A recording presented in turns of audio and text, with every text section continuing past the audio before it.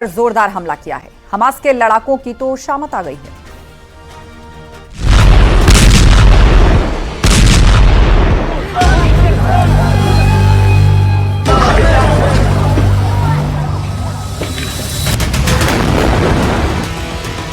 सात दिन के सन्नाटे के बाद इजराइल के हमलों ने गाजा को चीर डाला।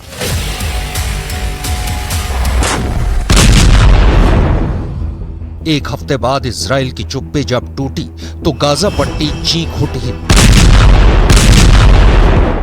7 दिन के सीज फायर के बाद इजराइल के अंदर सोया शेर जब जागा तो हमास के लड़ाकों को जान बचाने के लिए न आसमान मिला न जमीन।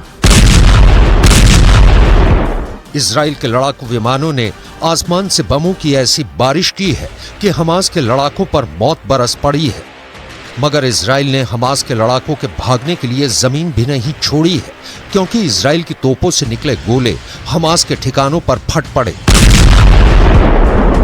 7 दिन बाद सुबह 7 बजे इजराइल और हमास के बीच सीज फायर खत्म हुआ और उसके खत्म होने के आधे घंटे बाद ही इजराइल ने ऑल आउट वॉर शुरू करने का ऐलान कर दिया। इजराइल के प्रधानमंत्री बेन्यामिन नेतन्याहू सीज फायर के पहले दिन से सीना ठोक कर कह रहे थे कि सीज फायर का मतलब जंग का एंड नहीं है, जंग पूरी तरह से जारी है और तब तक जारी रहेगी जब तक हमास का हर लड़ाका मौत के घाट नहीं उतार दिया जाता।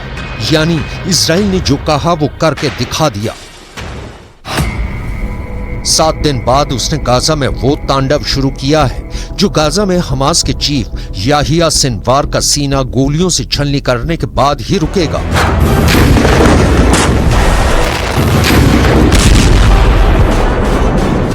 इजराइल का दावा है कि याहिया सिनवार 7 अक्टूबर के हमले का मास्टरमाइंड है और माना जा रहा है कि याहिया सिनवार इस भीषण युद्ध में भी गाजा में ही मौजूद है। इजराइल याहिया सिनवार तक कैसे पहुंचेगा, उसे किस तरह अपने जाल में फंसाएगा, उसके इस प्लान से भी आज पर्दा उठाएंगे। लेकिन उससे पहले ये जान लीजिए कि याहिया सिनवार के गिरबां पर हाथ डालने से पहले इजराइल ने अपने हमलों का जो ट्रेलर दिखाया है उसमें हमास के लड़ाके कीड़े मकोड़ों की तरह मारे जा रहे हैं।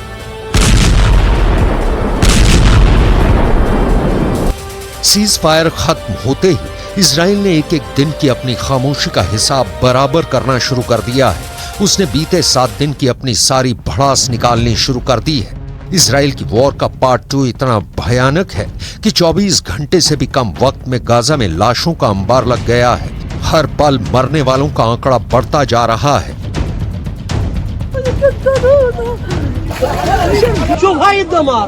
معسكر كامل يباد في قنابل الله على ماشي هي هذه القنابل بادونا وبادوا المعسكر كله وبادوا غزة ما ضلش فينا حد هيك العرب كلهم بدهم يموتونا। गाजा के आसमान में इजराइल के फाइटर जेट मंडरा रहे हैं तो जमीन पर उसके टैंक अपना शिकार ढूंढ रहे हैं। इजराइल की सेना और हमास के लड़ाकों के बीच भयानक गन फाइट भी चल रही है। गाजा के उत्तर में जबालिया रिफ्यूजी कैंप से लेकर मध्य से लेकर दक्षिण में खान यूनिस तक, यहां तक कि मिस्र की सीमा के पास रफा शहर तक गाजा में हर तरफ इजराइल बम और गोले गिरा रहा है। लेकिन इजराइल ने सबसे बड़ा हमला किया है दक्षिणी गाजा पर, गाजा के उस दक्षिणी हिस्से पर जो कि बाकी इलाकों के मुकाबले महफूज माना जा रहा था, क्योंकि इजराइल ने गाजा के लोगों को वहीं पनाह लेने की सलाह दी थी। मगर इजराइल अब गाजा पर रत्ती भर रहम दिखाने को तैयार नहीं। The IDF has published an evacuation zone map in Gaza, and we urge uninvolved civilians to evacuate along the designated routes away from the specific areas of Hamas terror activity for their own safety.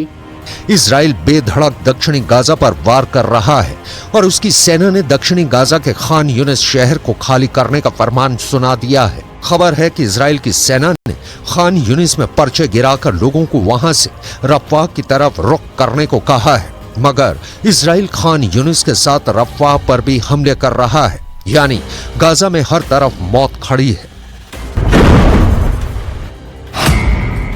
और खास तौर पर वहां का खान यूनिस शहर कब्रिस्तान बनने वाला है। खान यूनिस दक्षिणी गाजा का सबसे बड़ा और सबसे अहम शहर है। खान यूनिस शहर इजराइल की हिट लिस्ट में है क्योंकि खान यूनिस शहर को याहिया सिनवार का गढ़ माना जाता है। कहा जा रहा है कि हमास का खूंखार नेता याहिया सिनवार खान यूनिस शहर में ही छिपा बैठा है। इजराइल के प्रधानमंत्री बेन्यामिन नेतन्याहू के तेवर को देखकर रक्षा विशेषज्ञ पहले ही कयास लगा रहे थे कि सीज फायर के बाद जब इजराइल दोबारा जंग शुरू करेगा तो उसके निशाने पर दक्षिणी गाजा ही होगा, क्योंकि इजराइल ने अपने युद्ध की शुरुआत उत्तरी गाजा से की थी और जंग के पहले 50 दिनों में वो हमले पर हमले करके उत्तरी गाजा को बुरी तरह तबाह कर चुका है।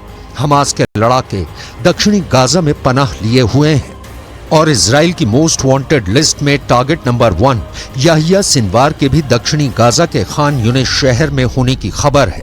ऐसे में माना जा रहा है कि इस बार जब इजराइल ने हमले शुरू किए हैं तो याहिया सिनवार की उलटी गिनती शुरू हो चुकी है।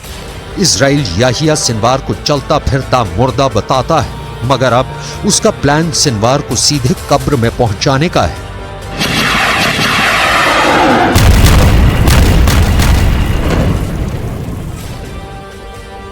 वक्त एक छोटे से ब्रेक का है। खबरों का सिलसिला लगातार जारी है, आप जुड़े रहिए हमारे साथ।